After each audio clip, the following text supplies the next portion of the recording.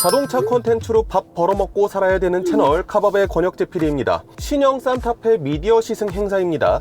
제가 지금 타고 있는 산타페는 2.5리터 가솔린 터보 사양의 산타페 캘리그라피고요. 인터넷에서 국방부에 납품하는 거냐라고 했던 올리브 그린 색상 있잖아요. 오카도 그린 펄이라고 하는 색상인데요. 짧은 시간이긴 하지만은 한번 시승해 보면서 최대한 이 산타페 어떤 차량인지 여러분들께 말씀드리도록 하겠습니다. 네, 지금부터 바로 출발해 보도록 하시죠. 자, 우선 오늘 비가 옵니다. 날씨 요정 폼 미쳤죠? 드디어 전자식 룸미러가 적용이 됐죠? 딸깍 하면은 뒤에 화면이 이렇게 보이는데 오늘 비가 오기 때문에 사실 이런 날은 전자식 룸미러한테 그렇게 좋은 날은 아니거든요. 카메라 렌즈에 막 물기 묻고 그랬을 거라고 예상이 되는데 확실히 그러다 보니까 빛 반사라든가 좀 그런 것도 있는 상황이에요. 이거를 좀 밑으로 내릴 수가 있나? 제 기준에서는 지금 전자식 룸미러는 너무 하늘 쪽을 쳐다보고 있어가지고 조금만 화각을 조절할 수 있으면 괜찮을 것 같은데 그냥저냥 보기에는 나쁘지 않습니다. 괜찮습니다. 날씨가 밝으면 어땠을지 궁금하긴 하네요. 그리고 테슬라처럼 이렇게 두 개의 충전기가 달린 거 있잖아요. 이거 왼쪽 충전 잘 되고요.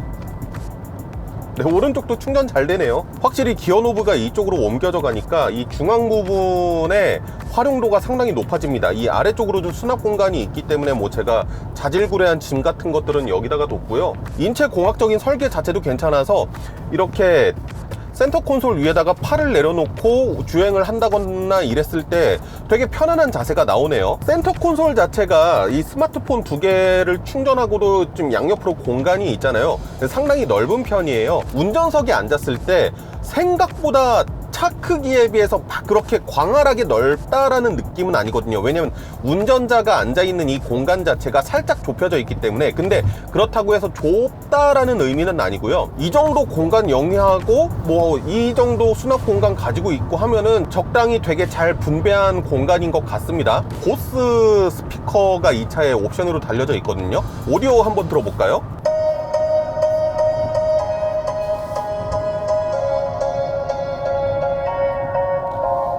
See us in the hallway, 거지 기자 달라 spicy up like chili chili. Walking down the floor, 뭐야 빠빠르대로 가라. 보스 오디오 선택하려면은 중간급 트림에서 또 별도의 옵션 설정해서 넣어야 되는 걸로 알고 있는데, 그러니까 한마디로 이 보스를 선택하려면 옵션을 좀 많이 담으셔야지 되는 건데, 중간 트림 이상에서 어느 정도 옵션을 좀 빵빵하게 넣고 타시겠다 하시는 분들은 보스는 넣으세요. 찰랑찰랑거리는 음색, 베이스 있는 음악 이런 것들 다 상당히 잘 살려주는 느낌이 있어가지고 나는 옵션 어느 정도 넣고 비싸게 구매할 거야 라고 생각하시면은 보스는 강력 추천드립니다. 여러 대의 산타페가 왔다 갔다 하면서 시승을 하고 있는 중이잖아요. 문제의 테일램프 호불호가 상당히 강하게 갈리는, 어쨌든 그렇게 가로로 길게 뽑을 거였으면은 저는 시퀀셜 타입 있잖아요. 스르륵 스르륵 이렇게 움직이는 그런 방향지 시등을 넣었어도 괜찮지 않았을까라는 생각은 드네요. 밖에서 보면은 그냥 똑딱이거든요.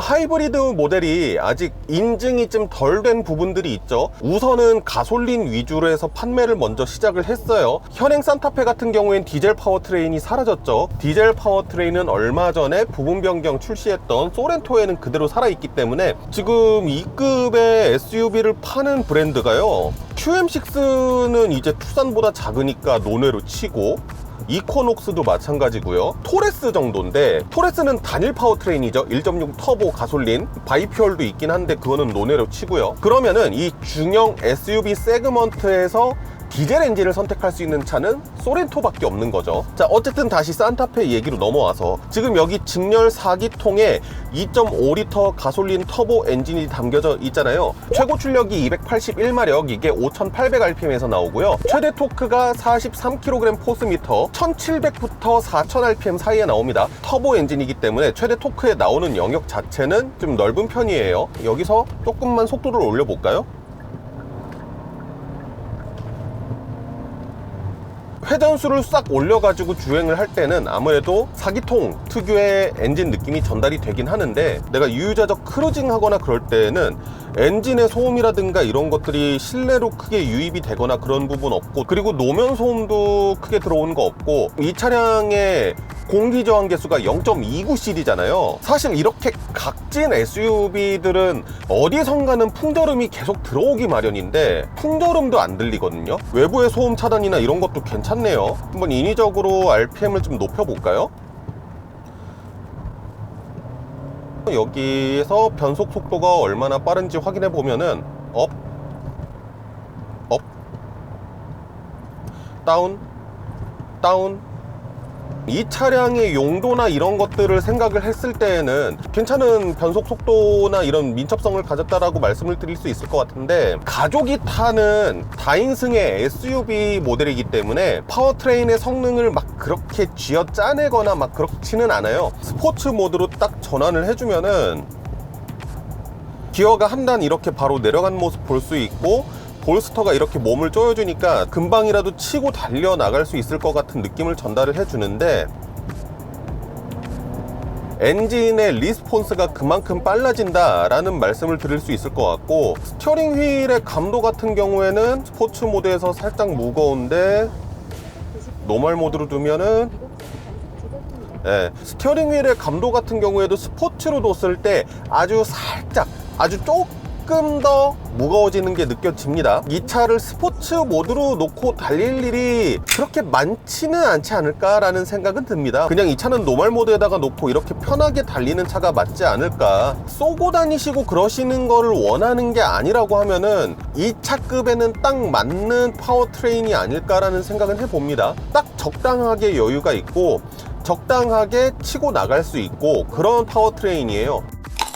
승차감에 대한 부분, 그 다음에 코너 워크에 대한 얘기를 해야 되는데, 비가 와서 급격하게 선회를 해본다든가 이러기에는 좀 부담스러운 날씨긴 해요. 여태까지 고속주행을 하면서 쭉 왔잖아요. 제가 지금까지 느꼈을 때는 생각보다는 탄탄한 편이긴 해요. 댐퍼라든가 이런 데에서 마무리 단계에서 좀 부드럽게 충격을 흡수해주는 그런 세팅으로 되어 있는 것 같은데, 높이 자체가 이렇게 높아졌기 때문에 사실 롤 같은 경우에는 좀 억제를 하기 힘든 부분이 있었을 거예요. 급차선 변경을 한다고 가정을 해보고요. 확실히 방향을 확 틀었을 때 롤은 어느 정도 있는 편이에요. 그런 회전교차로를 지나가 보면은 확실히 롤이 있긴 있구나. 차체 크기가 커졌기 때문에 이 부분은 좀 감수를 해야 되는 부분이라고 생각을 하고, 피칭 같은 경우에는 그렇게 느껴지진 않는데, 그런데 지금 제가 타고 있는 시승 차량의 문제일지 아니면은 주행거리가 640km 밖에 안 된 방금 전에 공장에서 출고된 그런 따끈따끈한 새 차거든요. 그래서 그런지는 모르겠지만 이 브레이크의 성능이 확 안 올라온 것 같다? 약간 좀 먹먹한 것 같다는 느낌이 있어요. 뒤에 차량이 없으니까 브레이크 한 번만 좀 세게 밟아볼게요. 브레이크를 조금 깊게 밟아야 돼요. 뉴트럴 해줬다고 해야 되나 이거를? 어쨌든 전에처럼 막 팍팍 꽂히고 그런 느낌은 아닙니다. 확실히 조금 생각보다 탄탄한 세팅이긴 해요. 최근에 현대기아에서 만든 일부 차종들 같은 경우에는 좀 부드러운 승차감을 만드는 경우들이 있었는데, 그래서 산타페는 조금 부드럽지 않을까 생각을 했었는데, 그래도 의외로 기본 자체는 좀 단단하다기보다는 탄탄한 승차감 셋업을 가지고 있네요. 과속방지턱 넘는 거는 또 나쁘지 않고요. 자, 앞에 과속방지턱 좀 깊은 속도로 크게 나쁘진 않고요. 승차감 셋업은 뭐 그렇게 나쁘진 않아요. 어쨌든 이 차는 많은 가정에서 패밀리카로 사용을 하고 있죠. 일반적인 가정에서 내 애가 생기고 애가 크고 그러면은 한 번쯤은 모두가 고려해 볼 만한 서민들을 위한 차량이란 말이에요. 그런 차량에 막 가변식 댐퍼라든가 에어 서스펜션이라든가 그렇게 넣게 되면은 차량 가격 상승 요인이 되게 커지겠죠. 최대한 일반적인 코일 스프링 서스펜션을 가지고 이렇게 높아진 무게 중심과 차량의 무게, 거기에다가 어느 정도의 편한 승차감까지 같이 만들어내야 되는 그런 양립성을 가져야 되는 하체 세팅을 해야 되는 거잖아요. 그 가운데에서 타협점을 잘 잡은 것 같아요. 오늘 시승 코스 자체가 워낙에 고속 위주의 코스다 보니까 과속 방지턱이라든가 불규칙한 도로 노면이라든가 이런 것들을 만날 수 있는 기회 자체가 적기도 했지만은 아까 전에 막 일부러 도로가 깨진 곳을 밟아보기도 하고 그랬는데 너무 우당탕 쿵탕 그런 느낌도 아니고 적당히 되게 부드럽게 받아주는 느낌이 있어요. 그러면서 고속 주행으로 가면은 어느 정도의 탄탄한 승차감도 만들어주고요. 다만 이 차량의 성향이라든가 이 차량의 무게중심이라든가 아까 전에 급하게 차선 변경하고 뭐 그런 것들 보여드렸잖아요. 막 급하게 쏘고 다니면서 타고 다닐 차량은 아니다. 에이다스 성능 한번 볼까요? 오늘 비 오는 날씨라서 에이다스에 있어서는 조금 불리한 것이 있긴 한데 다행히 막 그렇게 비가 쏟아지거나 그러는 환경은 아닙니다. 지금 어댑티브 크루즈 컨트롤하고 차선 중앙 유지 장치랑 같이 작동이 되고 있는 상황입니다. 차선 중앙은 잘 유지해 주고 있고요. 스티어링 휠을 잡으라고 경고문이 떴어요. 지금 정전식 들어갔습니다. 그랜저에도 정전식 스티어링 휠 들어갔잖아요. HDA2 들어가 있을 겁니다. 차선 변경 한번 해볼게요. 네. 이 차량이 알아서 차선 변경해 준 겁니다. 방금 전에 1차선에 저랑 비슷한 속도로 주행 중인 차량이 있었는데 그 뒤로 들어가려고 하는 거잖아요. 그러니까 어느 정도의 거리를 마련해 주기 위해서 2차선에서 살짝 감속하고 차선 변경을 해서 지금 1차선 뒤에 붙은 겁니다. 상당히 굽은 길도 차선 잘 잡고 가는 모습 확인할 수 있죠. 뭐 현대기아는 이제 그냥 이런 일반적인 간선도로에서의 에이다스 능력은 크게 의심할 부분이 없습니다. 제가 타고 온 오카도 그린 펄 색상의 차량인데요. 이런 느낌이에요. 전반적으로 오프로더에 좀 강인한 색상을 보여주는 그런 컬러라고 생각이 되고요.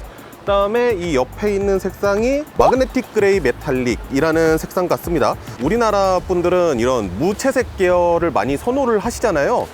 그래서 이런 색상도 아마 좀 인기가 있지 않을까 싶고, 이게 블랙잉크 사양이거든요. 화이트 색상의 블랙잉크, 검은색의 블랙잉크는 너무 새까만 느낌이 들었는데 화이트 색상의 블랙잉크는 나름 깔끔한 느낌이 드네요. 화이트의 블랙잉크가 아닌 그냥 화이트 사양. 산타페에서 저는 가장 마음에 드는 컬러는 두 가지 컬러인데 지금 이 현장에는 없어요. 근데 지난번에 우리 신차 발표회에서 보여드렸던 얼시브레스 메탈릭 매트, 이거 매트 컬러거든요. 되게 짙은 갈색인데 매트 컬러 제가 솔직히 그렇게 선호하지 않긴 하는데 그거는 되게 이쁘게 잘 나왔고, 두 번째로 제가 선호한 색상이, 저를 이상하게 보실지도 모르겠지만은 테라코타 오렌지. 저는 이 색상 되게 잘 어울리는 것 같더라고요. 산타페 랜드로버 보면은 디스커버리 챌린지 같은 거 할 때 이런 오렌지 색상을 썼던 적이 있거든요. 그게 생각나서 저는 오히려 오카도 그린 펄 그 색보다 이게 좀 더 오프로드 생각이 들기도 하고 좀 더 강인한 느낌이 들기도 하고요. 사이버 세이지 펄이라는 색상인데 옆에 있는 화이트랑 비교해보면 색상 차이가 조금 더 나죠. 조금 더 우윳빛깔의 색상이 들어간 색이라고 생각을 하시면 될 것 같아요. 어비스 블랙 펄 색상, 아예 블랙 원톤이고, 옆에 있는 게 페블 블루 펄. 이 블루 색깔도 뭐 나름 괜찮은 색상인 것 같습니다.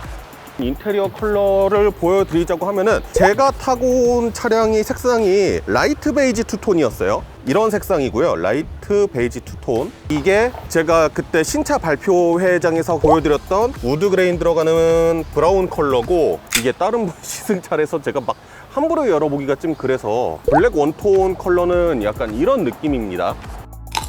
되게 여러모로 그랜저가 생각나게끔 하는 SUV예요. 승차감 같은 경우에는 뭐 물론 그랜저보다는 살짝 떨어지는 부분이 있지만은 내장이라든가 그 다음에 옵션 사양 들어간 거라든가 이런 것들 보면은 SUV 쪽에서는 그랜저의 역할을 충실히 해낼 수 있는 그런 차량이지 않나. 그리고 그랜저의 특징 중에 하나가 뭐냐면은 되게 편한 차긴 하지만은 약간은 무색무취, 되게 무난한 차라는 거거든요. 그런 차예요. 뭐 딱히 아쉬운 점도 안 보이고, 그렇다고 해서 우와 막 이런 거는 사실 지난번에 뒤에 3열 말씀드릴 때 그때 말씀을 드렸고 해가지고 이번에도 산타페는 상당히 많이 잘 팔리겠구나 라는 생각이 듭니다. 산타페는 조금 더 길게 시승할 수 있게 시승차가 섭외가 되면은 그때 한번 다시 시승 느낌 전달 드리는 걸로 하고요. 지금까지 자동차 콘텐츠로 밥 벌어 먹어야 되는 채널 카밥의 권혁재 PD였습니다. 감사합니다. 실승 끝내고 가려고 했었는데 때마침 이 고향 현대모터 스튜디오에서 지금 산타페를 1세대부터 2세대, 3세대, 4세대, 5세대까지 이렇게 쫙 펼쳐놓고 전시를 하는 헤리티지 전시를 하고 있어요. 근데 토1 사실 주말 때까지만 운영을 한다고 해서 이게 개인분들 차량을 섭외를 해서 전시를 한 거래요. 그래서 실제로 보면은 사용감이라든가 이런 것들이 좀 있더라고요. 사실 이 1세대 산타페는 그 당시에는 진짜 혁신적인 SUV였죠. 이렇게 원형으로 디자인되어서 진짜 도시명 SUV는 그 전까지는 없었어요. 기껏 해봤자 스포티지. 그런 와중에 이렇게 둥글둥글하고 귀여운 도시명 SUV가 나왔죠.